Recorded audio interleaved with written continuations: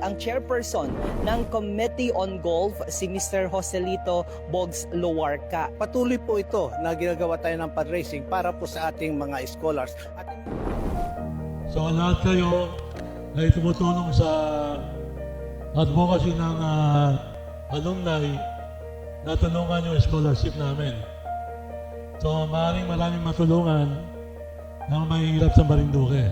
So yung pong pangarap nila na makatapos ay matutupad na rin.